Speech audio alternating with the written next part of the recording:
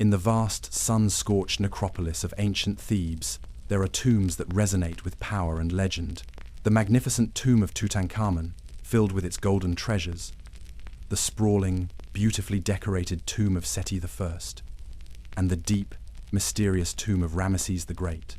These are the final resting places of titans, of kings whose names were designed to echo for eternity. But nestled within the limestone cliffs, there are other tombs, quieter and more enigmatic, that tell a different kind of story, not of glory, but of mystery, of plans gone awry, and of a strange and fractured afterlife. Tonight, we are venturing into one such place. It is a genuine royal tomb, built for a king of the mighty 18th dynasty, yet it feels like a phantom, a hollow space, haunted by the ghost of the king, who was never truly there. Our story centers on a pharaoh who has been largely overshadowed by the giants of his own family. He was a man who lived and died in the shadow of true greatness. His father was the formidable warrior king Thutmose I, who expanded Egypt's empire to its greatest extent. His wife was the brilliant and powerful Hatshepsut, who would later declare herself pharaoh and rule in her own right as one of the most successful kings in Egyptian history. And his son and successor was the great Thutmose III, the Napoleon of Egypt, a military genius who would conduct 17 victorious campaigns. Caught between these towering figures was Thutmose II, a pharaoh who ruled for only a handful of years, a brief, transitional reign that has left only a faint impression on the grand tapestry of Egyptian history, and his tomb reflects his legacy. It is known to modern Egyptology as KV42. It is a royal tomb. Of that, there is no doubt. Its architecture is regal, its burial chamber grand and cartouche-shaped, as befitting a king. But it was found in a state of profound mystery. While it contained evidence of having been used, its primary, royal occupant was gone. The pharaoh was not there. His magnificent sarcophagus was empty. The sacred texts that should have guided him through the underworld were left unfinished on the walls, their outlines sketched in red ink but never fully carved or painted. It is a place of immense promise that tells a story of interruption and abandonment. It is a royal tomb that lacks its king, a sacred vessel whose divine passenger has vanished. This discovery opens not one, but a series of deep and compelling rabbit holes. Why was this tomb constructed in a lonely, remote branch of the valley, far from the main cluster of royal burials? What story do its damaged and incomplete decorations tell us about the perilous journey through the ancient Egyptian underworld? What were the powerful forces, both natural and human, that led to its desecration and abandonment? And most importantly, if the mummy of King Thutmose II was not in his own purpose-built tomb, where did it go? To answer these questions, we must become historical detectives, piecing together a story that spans not one, but 3 separate locations. This phantom tomb, a secret, crowded cache of stolen kings hidden high in the Theban cliffs, and finally, the quiet, climate-controlled halls of a modern museum. This is the strange, fractured, and fascinating afterlife of Thutmose II, a lonely resting place. The mystery of the tomb's location. To choose a final resting place in ancient Egypt was not a matter of convenience. It was a decision of profound theological and political importance. For the great pharaohs of the New Kingdom, there was only one acceptable place to begin their perilous journey into eternity: the great royal necropolis we now call the Valley of the Kings. But this valley, a vast, sun-blasted maze of rock and sand, was not a single, uniform place. It had a main artery, a sacred heartland, where the titans of the 18th and 19th dynasties chose to be buried in their magnificent, deeply cut corridor tombs. And it had its lonely, forgotten corners, its subsidiary valleys and remote bays. The first great mystery of the tomb of Thutmose II is that it was built in one of those corners, a choice so strange for a reigning pharaoh that it demands an explanation. The main branch of the valley was considered a place of immense divine power. It lies directly beneath a magnificent, naturally occurring pyramid-shaped mountain peak, the Egyptians called Tardehent, the peak. This was no coincidence. It was a sacred mountain, a natural pyramid that connected the earth and the heavens, and it was believed to be the home of the cobra goddess Meretseger, she who loves silence, the divine guardian of the royal necropolis.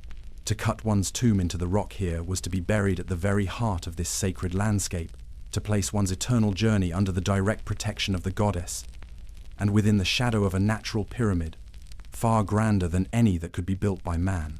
The tombs here march in a stately historical procession, a clear statement of power, legitimacy, and belonging. The tomb of Thutmose II, KV 42, lies apart from this royal procession. It is tucked away in a separate, subsidiary wadi to the south, at the base of a steep and crumbling cliff face. It is a place more suited to a high-ranking courtier, a favored vizier, or a lesser queen than to a mighty son of Ra. The location was not only less prestigious, it was also more dangerous. The tomb was cut at the very bottom of a steep ravine, directly in the path of the ferocious flash floods that can, on rare occasions, turn the dry desert valleys into raging torrents, a fact that would have devastating consequences for the tomb's survival. Why would the architects of a pharaoh's eternal home choose such a humble and hazardous location? This strange placement has led Egyptologists to a compelling and widely accepted theory that this tomb was never intended for Thutmose II at all. Its architectural plan, while royal, has certain features like the cartouche-shaped burial chamber that are more typical of a tomb designed for a queen, specifically a great royal wife who had the status of a pharaoh's consort. The leading candidate is his own powerful wife, Hatshepsut, who may have commissioned this tomb for herself before her husband's death, and her own subsequent rise to the full power of a king. According to this theory, Thutmose II died unexpectedly after a relatively short reign before his own grander tomb in the main valley could be started. In the rush to meet the sacred 70-day deadline for mummification and burial, the decision was made to repurpose this conveniently available, nearly completed tomb for his use. Other theories exist, whispering of the politics of his reign. Perhaps the choice of a more remote location was a deliberate attempt at secrecy, a desperate move to hide the pharaoh's tomb from the ever-present threat of tomb robbers. Or perhaps more poignantly, the tomb's humble and peripheral location is a direct reflection of Thutmose II's own reign. He was a king who ruled briefly, who may have been sickly, and who was caught between the legacies of his powerful father and his phenomenally ambitious wife. Perhaps he simply did not rule with enough authority, or for long enough, to command the resources and the prestige needed to secure a place in the sacred heart of the valley. And so, the very location of the tomb whispers a story of a pharaoh whose legacy is one of disruption and uncertainty.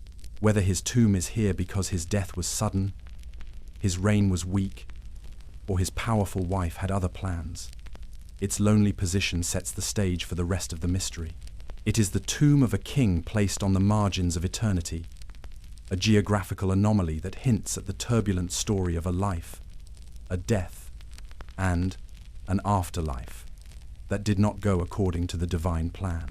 The guardian's threshold entering the underworld. To enter an Egyptian royal tomb is to consciously step out of time. It is a journey downwards, a deliberate descent from the brilliant, chaotic, and sun-drenched heat of the living world into the cool, silent, and highly ordered realm of the dead. The entrance to KV 42 begins this journey in a stark and dramatic fashion, with a steep flight of stairs cut directly into the limestone at the base of the Theban cliffs. A dark, rectangular doorway that promises a passage into another world. This is not merely an entrance to a grave. It is a sacred threshold, the liminal space between the physical and the divine. And every architectural feature, from this point forward, is designed not for the living, but for the soul of the dead king. Unlike the later, laser-straight tombs of the Ramesside pharaohs that were designed to look like a direct solar ray into the heart of the mountain, the path into this tomb is not direct.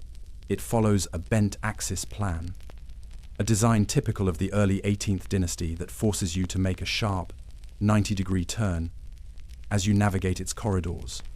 The effect is immediate and profound. From the entrance, you cannot see your final destination. The sacred burial chamber remains hidden from view, its secrets protected by the very geometry of the tomb. This architectural choice had a dual purpose. On a practical level, it was a simple but effective security measure designed to confuse and thwart tomb robbers, but more importantly, it had a deep, symbolic meaning. The underworld, the Duat, was not a straight path. It was a winding, perilous, and indirect journey. And the architecture of the tomb was a physical manifestation of that spiritual reality.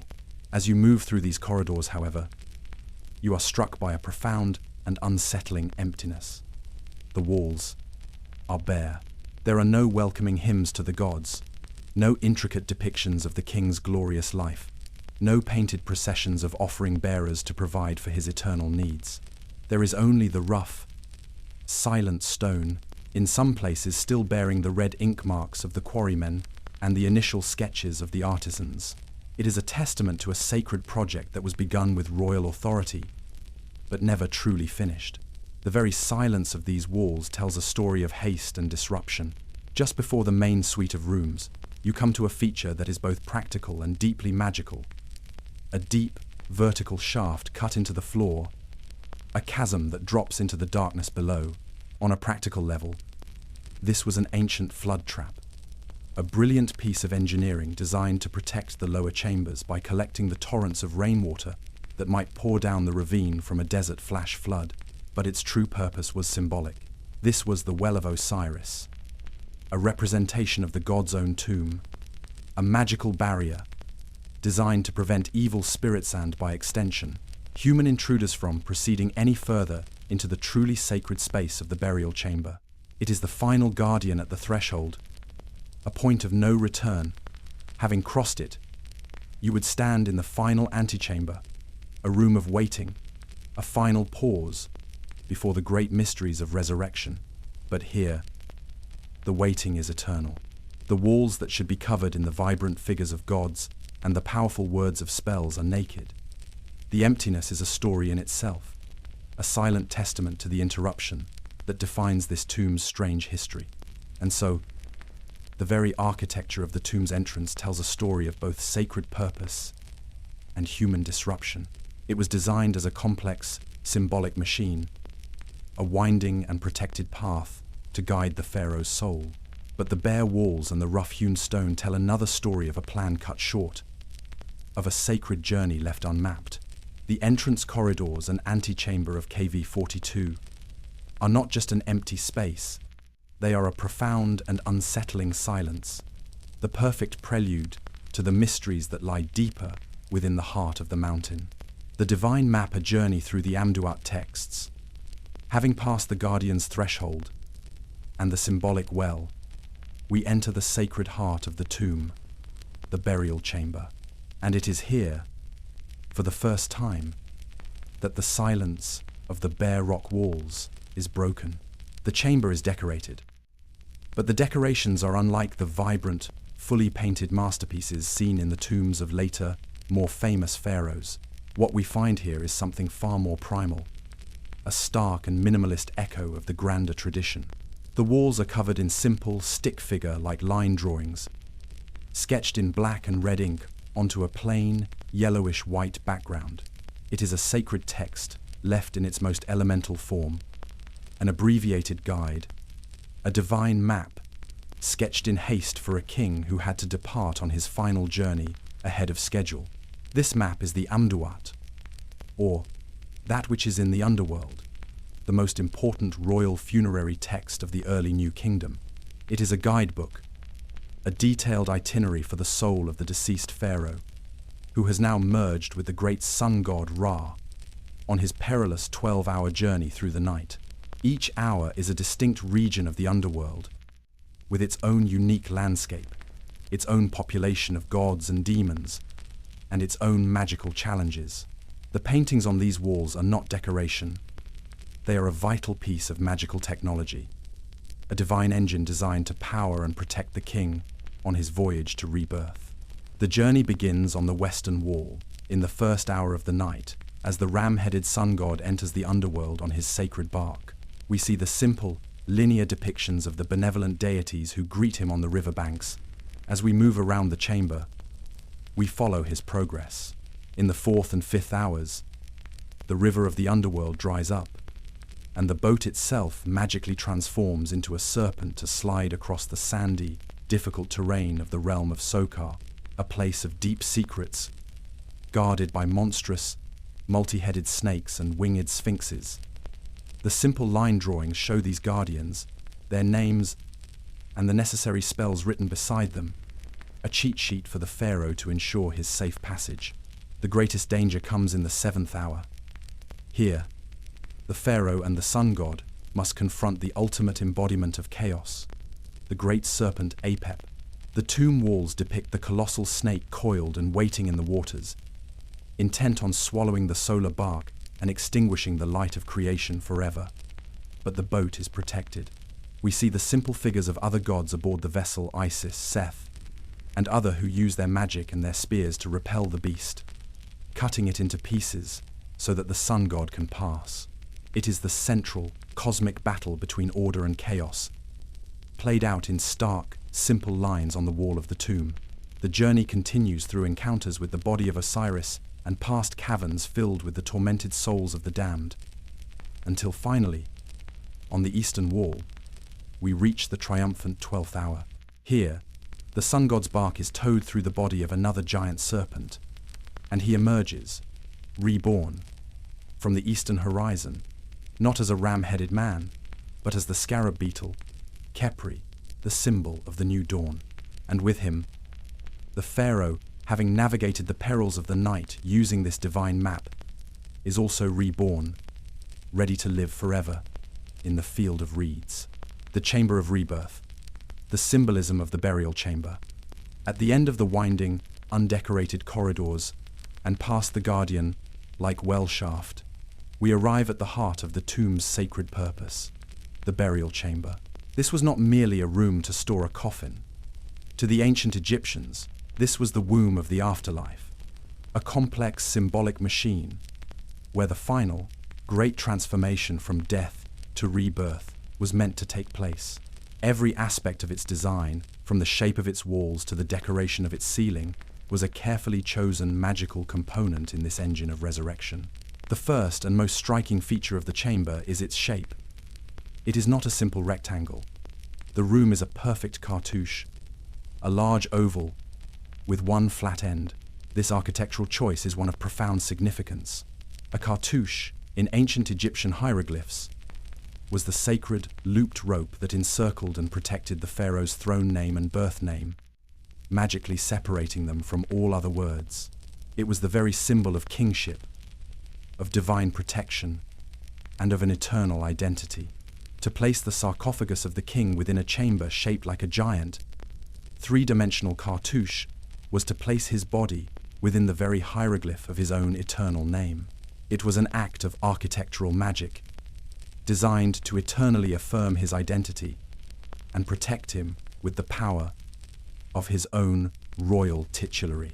Looking up, we see another layer of cosmic symbolism. The ceiling of the chamber was designed to be a microcosm of the heavens. It would have been painted a deep, dark, indigo color of the night sky of the Duat, the underworld, and covered with a dense canopy of brilliant, golden, five-pointed stars. To lie in the sarcophagus below was to be looking up at a perfect, unchanging firmament. The chamber was not a subterranean room.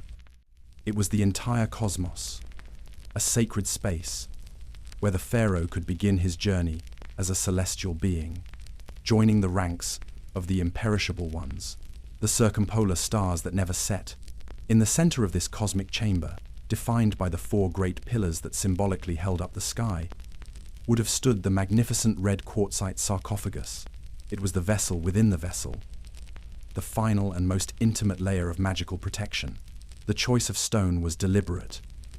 Red quartzite was a hard, durable, and sun-colored stone, associated with the solar creative force.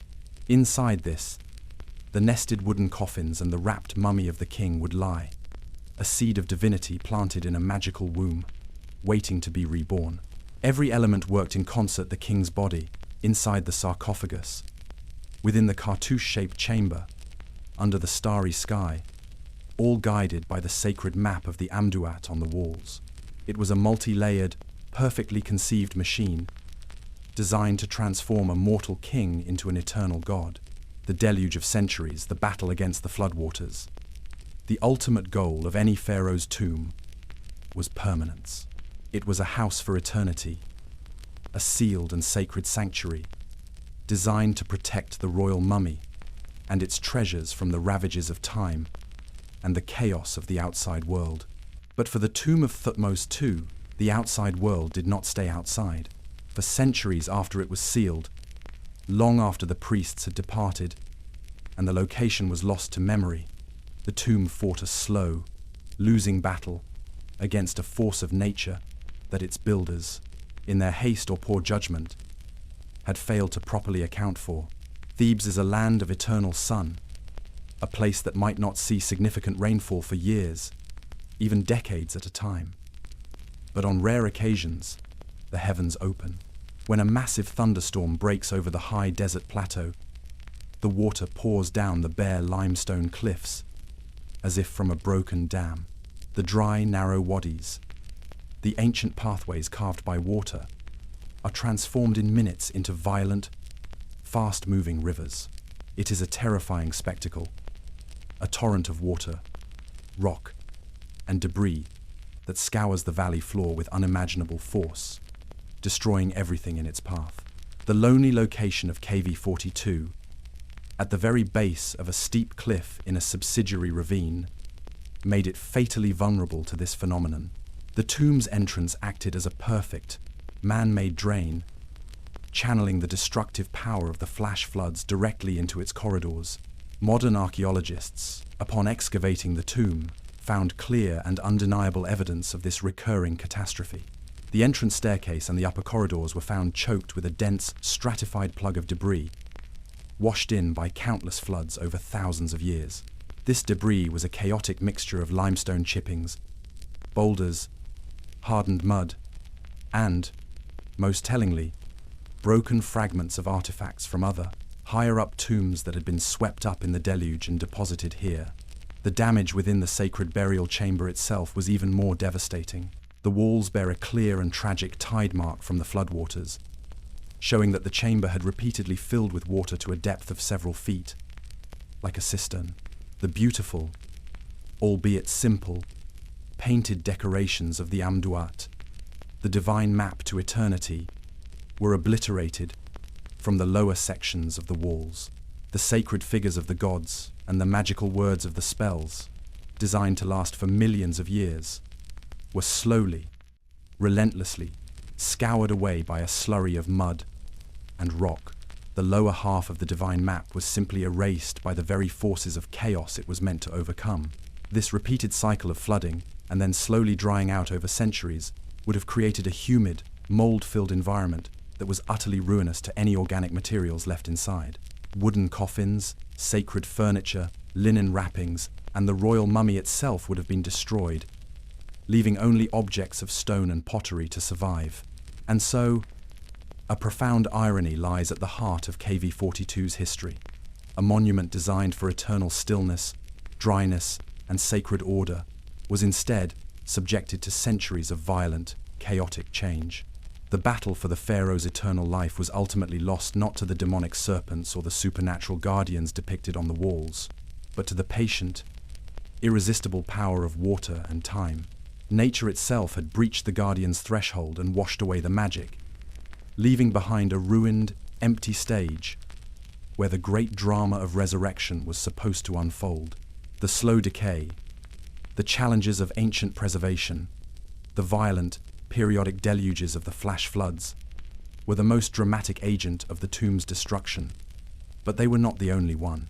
Even in the long, quiet centuries between these catastrophic events, the House of Eternity was under a slow, silent, and relentless assault from a host of more subtle forces. A pharaoh's tomb, intended to be a perfect and unchanging sanctuary, is in reality a fragile ecosystem, and its preservation is a constant, losing battle against the patient chemistry of the Earth itself. The story of KV-42's decay is a perfect illustration of how this battle is fought and lost. The tomb's vulnerability began with its hasty creation. In the rush to prepare a final resting place for the king, the artisans were forced to cut corners. The plaster applied to the limestone walls, which created the smooth surface for the sacred decorations, was likely thin and may not have been allowed to cure properly. The beautiful, stick figure-like paintings of the Amduat were not executed in a durable fresco technique, but as simple pigments applied to this dry, unstable surface. The tomb was sealed before its magical skin had properly hardened, leaving it inherently fragile from the very beginning. Over the millennia, the natural humidity of the deep rock, combined with the moisture left behind by the great floods, created a perpetually unstable environment. The constant, subtle cycles of temperature and humidity fluctuations caused the limestone and the plaster to expand and contract at different rates. With each infinitesimal movement, the bond between the plaster and the wall would weaken. Cracks would appear, invisible at first, but growing with each passing century. The sacred images and the hieroglyphic spells, the very engine of the pharaoh's resurrection, were slowly, inexorably, detaching from the living rock. But the most insidious enemy was salt. The Theban limestone is naturally filled with saline moisture. Over thousands of years, this moisture slowly leached through the porous rock, drawn towards the drier air of the tomb chambers. As the water reached the surface of the walls and evaporated, it left behind its cargo of salt crystals. This process, known as efflorescence, is a cancer for ancient decorations. The salt crystals would form and grow within the plaster and just behind the delicate paint layer. With an irresistible molecular force, these growing crystals would physically push the decorated surface off the wall from behind, causing it to blister, flake, and crumble into a fine, colored dust on the chamber floor. It was a slow, silent, and utterly unstoppable form of destruction. An enemy that attacked not from the outside, but from within the very stone that was meant to grant eternal protection. Together, these forces of humidity, temperature, and salt, aided by the inevitable growth of mold and bacteria in the damp air, ensured that even without the hand of a human tomb robber, the pharaoh's eternal house was destined to slowly, beautifully, and tragically dissolve back into the earth from which it was carved. A king without a coffin, the evidence of ancient robbery. The slow, patient forces of water and salt were not the only enemies that violated the sanctity of Thutmose II's eternal home. The tomb also suffered a far faster, more brutal, and more deliberate assault. An attack driven not by the indifference of nature, but by the insatiable greed of man. For a pharaoh's tomb, in the eyes of many of the living, was not just a sacred space. It was a vault, a treasure house filled with a king's ransom in gold, silver, and precious stones, all conveniently gathered in one place and sealed away in the dark. The temptation was, for many, simply too great to resist. To be buried as a new kingdom pharaoh was to be surrounded by unimaginable wealth. Imagine a chamber filled with objects of solid gold daggers with golden sheaths, gilded chariots, chests of precious jewels, and alabaster jars filled with expensive unguents. The royal mummy itself was the greatest treasure of all, adorned with a solid gold funerary mask, golden finger and toe coverings, and dozens of powerful magical amulets made of gold and lapis lazuli, all tucked within the linen bandages. This was not wealth for its own sake. It was the essential, divine equipment the king would need to navigate the perils of the underworld and live as a god for eternity. To steal these objects was not just a theft. It was an act of profound spiritual murder, crippling the king's soul in the afterlife. The great age of tomb robbing began centuries after Thutmose II was buried. During the long, slow decline at the end of the New Kingdom, it was a time of political instability, economic collapse, and civil war. The central authority of the state had broken down, and the Valley of the Kings, this great, silent city of the dead became a tempting target for organized gangs of thieves. We know from surviving court documents, the famous tomb robbery papyri, that these were not simple affairs. They were often sophisticated operations involving quarrymen to cut through the rock, priests who knew the tomb's layout, and corrupt local officials who would turn a blind eye in exchange for a share of the profits. When modern archaeologists entered KV-42, they found the unmistakable and tragic signs of this ancient crime. The original seals of the tomb had been broken, and the doorways showed signs of forced entry.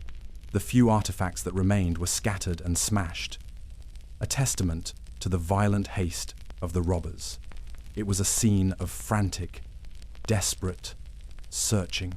Anything of value that could be easily carried away, the gold, the silver, the precious linen, was gone.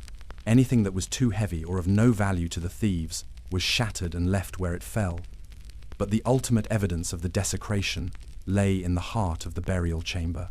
There, the magnificent red quartzite sarcophagus, the final, sacred vessel for the king's body, lay open and empty. Its heavy lid, weighing over a ton, had been cracked and levered aside by the robbers. Inside, there was nothing. The king was gone. The brutal process is easy to imagine. The thieves would have dragged the nested wooden coffins out of the stone sarcophagus, pried them open, and then taken the royal mummy itself. In their frantic search for the golden amulets, they would have ripped through the hundreds of yards of linen wrappings, casting the bandages aside, and then likely broken the desecrated body of the king apart before discarding it on the floor. And so, the ultimate violation of the tomb was not the work of floods, but of human hands. The sacred space, designed to be a perfect, ordered cosmos, had been violently ransacked. But this act of brutal robbery was not the end of the pharaoh's story. In a strange and unexpected twist, this very desecration would trigger an extraordinary response, an ancient rescue mission that would give the forgotten king a second, and even more mysterious, afterlife. The great rescue relocating the royal mummies. The desecration of the royal tombs was not just a crime, it was a profound spiritual crisis for the Egyptian state. The houses of eternity, designed to be inviolable sanctuaries, had failed. The sacred bodies of the god-kings, the divine guarantors of cosmic order, or Ma'at, had been violated by common thieves. For a small group of pious priests in a declining and chaotic age, this was an unacceptable sacrilege, and it spurred them to begin one of the most secret, desperate, and extraordinary conservation operations in ancient history. This great undertaking took place at the end of the New Kingdom, during the 21st Dynasty, a time of political division and weakness. The authority of the pharaohs ruling from the northern city of Tanis was tenuous in the south. Thebes, the old religious capital, was now effectively controlled by a dynasty of powerful high priests of Ammon. These priests saw the Valley of the Kings, the resting place of their nation's greatest heroes, being systematically plundered. They knew they could not effectively guard dozens of scattered, hidden tombs against organized gangs of robbers who often had inside information from corrupt officials. So they devised a radical plan. If the tombs could not be protected, then the royal mummies themselves had to be moved. Imagine these priests, working by the flickering, uncertain light of oil lamps, entering the dark, silent, and ransacked tombs of the great pharaohs. They would step past the smashed wooden doors and into the debris-strewn corridors, the air thick with the dust of centuries. Their task was a grim and sacred one. They would locate the desecrated royal mummies, which had often been torn from their coffins and stripped of their valuable amulets. They would then perform what restorative work they could, a final act of reverence for their fallen gods. They would carefully rewrap the fragile bodies in fresh linen bandages, sometimes placing them in simple, undecorated replacement coffins if their original golden ones had been stolen. Crucially, on the new linen wrappings, the priests would write dockets in the cursive hieratic script. These dockets are our primary evidence for this entire operation, a set of ancient police tags that chronicle their secret work. A typical docket might read, Year 15, third month of the second season, day 7. On this day, the inspection of the tomb of King Amenhotep III. These small notations tell a frantic story of a decades-long shell game played with the bodies of kings. The mummy of the great Ramesses II, for example, was moved from his own tomb to the tomb of his father, Seti I, for safety, and then later to the tomb of Queen Ahmose in Hapi, before eventually finding its final hiding place. Under the cover of darkness, these priests conducted a clandestine procession of the dead, carrying the bodies of Egypt's most legendary rulers Seti I, Amenhotep III, Thutmose II, from one hiding place to another, always one step ahead of the robbers. And so, the forgotten king, Thutmose II, was caught up in this grand, secret migration. His violated body, along with those of Egypt's most famous pharaohs, was taken from its crumbling, flood-damaged tomb and became a sacred refugee, a silent passenger in this secret journey. This was the Great Rescue, an act of profound reverence born from an age of profound desecration. The priests could not restore the pharaoh's lost treasures, but they believed that by gathering the royal bodies together, they could, at least, save their physical forms, and in doing so, preserve the very soul of Egypt itself. The question now was, where did they all go? Where was the final, secret hiding place for a gathering of kings? A secret gathering of kings, the Deir el-Bahri Kash. The priests of Amun had succeeded in their desperate, secret mission. They had gathered the violated bodies of their greatest kings and spirited them away into the Theban night. But for their rescue to be successful, they needed a final hiding place so secret, so humble, and so unlikely that no tomb robber would ever think to look there. For nearly 3,000 years, that secret was kept. The location of this secret gathering of kings became one of the great lost mysteries of the necropolis, until a family of local villagers stumbled upon it in the 19th century. Our story now shifts to the 1870s, and to the Abd el-Rasul family, residents of the village of Kourna, whose homes were built among the ancient tombs, and whose ancestral trade, for generations, was tomb robbing. According to the family's story, one of the brothers, Ahmed, was climbing in the steep, dramatic cliffs of Deir el-Bahri, a bay in the hills just across from the Valley of the Kings, when he discovered a deep, almost invisible vertical shaft cut into the rock and hidden by boulders. Driven by the hope of treasure, he was lowered down into the darkness.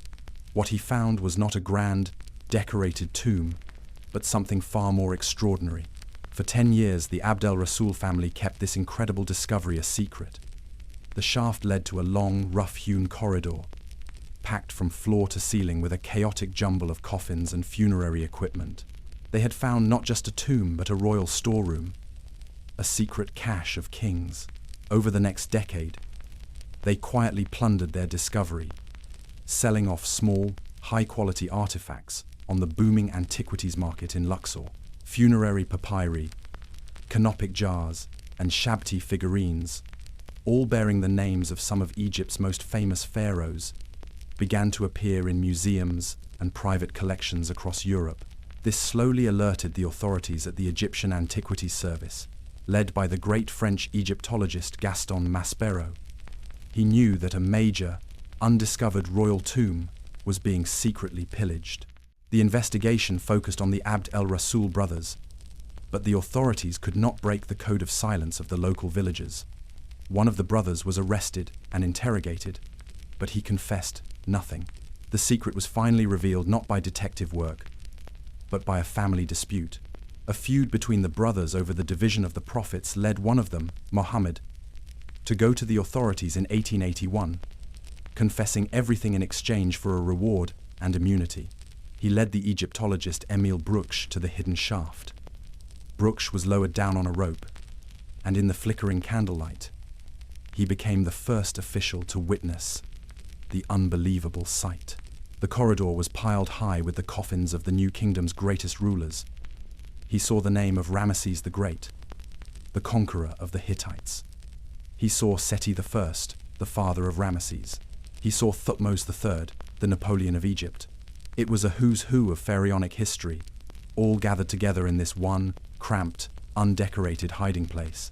And there, among these titans, in a simple, anonymous, replacement coffin, he found the mummy, whose original tomb we have been exploring. Its identity was only confirmed by the docket, still tied to its wrappings, written by a long-dead priest 3,000 years before. Here, finally, was the forgotten king, Thutmose II. The priest's desperate plan had worked. They had saved the bodies of their kings, hiding them so successfully that they lay undisturbed for nearly 3 millennia. Rediscovery, the archaeological process. The secret of the royal mummy cache had been revealed, and the body of Thutmose II, along with his illustrious ancestors and descendants, was now safe in the care of the Cairo Museum. But his original tomb, the phantom house of eternity that had failed to protect him, still lay waiting in its lonely valley, its own story still waiting to be told. By the late 19th century, the tomb was not a sealed secret, but an open wound in the landscape, its entrance known to locals, but choked with the debris of centuries of flash floods. It would take the methodical patience of a new kind of investigator, the modern archaeologisto, finally enter the tomb not as a robber or a rescuer, but as a detective, determined to piece together the clues of its fractured past. While the tomb was first officially noted by Victor Loret in 1899, its first systematic excavation began in 1900, led by a young and ambitious English archaeologist, who would later become a household name, Howard Carter, then working on behalf of the American sponsor Theodore M. Davis. For Carter and his team, the first challenge was not one of discovery, but of immense, back-breaking labor. The entrance and the upper corridors were completely blocked with a solid plug of hardened mud, rock, and debris, washed in by the floods. This was not treasure hunting. It was a slow, painstaking process of clearance, with every basketful of rubble having to be carried out into the hot sun and carefully sifted for the smallest fragment of pottery or a single, precious, hieroglyphic seal. Once inside, the process of documentation began. Carter, a skilled artist, would have overseen the meticulous mapping of the tomb's architecture, measuring every corridor and chamber. His team would have carefully traced the faint, ghostly, ink and wash paintings of the Amduat on the burial chamber walls, preserving a record of the sacred texts before they could decay any further. This was the slow, methodical science of archaeology, a discipline of patience and precision, designed to extract every last piece of information from a disturbed and damaged scene. The tomb was not completely empty.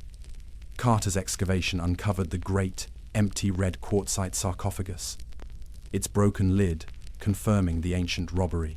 He found the crucial foundation deposits, small, ritual objects inscribed with the king's name that had been placed in pits under the tomb's foundations by the original builders, which officially identified the tomb's intended owner as Thutmose II. But he also found something puzzling: fragments of canopic jars and other funerary items belonging not to the king, but to a high-ranking noblewoman named Senetne, who was the wife of the powerful mayor of Thebes, Senfer. This discovery deepened the mystery, suggesting the tomb had a complex, multi-layered history.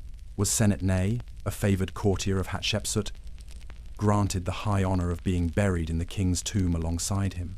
Or was the tomb usurped for her use after the king's mummy had already been rescued and removed by the 20 honest Dynasty priests? The modern archaeological process, then, did not provide simple answers. Instead, it confirmed the tomb's strange and complicated history, revealing it to be a place not just of one king's afterlife, but a fractured space with multiple stories to tell. A story in 3 tombs. A pharaoh was meant to have one afterlife, one eternal journey, beginning in one perfect, inviolable house of eternity. But Thutmose II, a king of the margins in life, was granted a far stranger and more fractured eternity. His is not a story of one tomb, but of 3, each one representing a different chapter in a long, unpredictable, and deeply mysterious journey from God King to historical artifact. It is in tracing this journey between these three final resting places that the full, strange story of his afterlife is finally revealed. His first tomb, the one we have explored, was the ideal, the perfect theological plan. It was intended to be his personal cosmos, a machine for resurrection, a sacred space where his soul could navigate the perils of the underworld, guided by the divine map of the Amduat. But as we have seen, this house of eternity failed. Its lonely location made it vulnerable. Its rushed and incomplete construction left its magic weakened. The deluge of centuries washed away its sacred texts, and the greed of men violated its sanctity. This tomb represents the grand, divine plan, and its ultimate, inevitable failure in the face of the chaotic forces of nature and human nature. His second tomb was a secret, an act of desperation and piety. It was the communal, undecorated, and hidden shaft at Deir el-Bahari. This was not a house of eternity, but a sacred refugee camp for the souls of kings. Here, Thutmose II lay not in solitary splendor, but in a crowded, silent gathering of Egypt's greatest rulers, his identity reduced to a simple docket, written on his linen wrappings by a long-dead priest. This tomb represents the Great Rescue, a testament to the enduring faith of a later age trying to preserve its history and protect its gods from a world that had fallen into chaos. For nearly 3,000 years, this humble hiding place succeeded where the grand royal tomb had failed. His third and final tomb is a modern one, a place of climate control and scientific analysis, the Egyptian Museum in Cairo. Here, his journey took another, final turn. After his discovery in 1881, his unwrapped and studied body became not a vessel for a returning soul, but a priceless source of information. He is no longer a god traveling through the Dua, but a specimen, a precious piece of data that tells us about the health, the diet, the genetics, and the mummification techniques of his time. This final tomb represents a different kind of immortality, not the eternal life in the field of reeds that he so carefully prepared for, but the immortality of historical knowledge. And so, the story of Thutmose II is a profound lesson in the nature of history. The grand, perfect afterlife machine that was built for him failed completely. Yet, through the chaos of robbery, the piety of ancient priests, and the curiosity of modern science, he has achieved a different kind of eternity. This forgotten king, through the strange, 3,000-year-long journey of his mortal remains, has told us more about the Egyptian world, of the dead, its grand ideals, its human failures, and its ultimate fater than any single perfectly preserved tomb ever could. But the pharaohs were not the only ones who sought eternity in the Theban hills. The great nobles, viziers, and master craftsmen who served them also carved their own magnificent houses of eternity into the rock, decorated not with sacred underworld texts, but with vibrant, colourful, and surprisingly personal scenes of daily life. To explore this other, more human side of the ancient Egyptian afterlife and see how they prepared for their journey, click the video on the screen right now.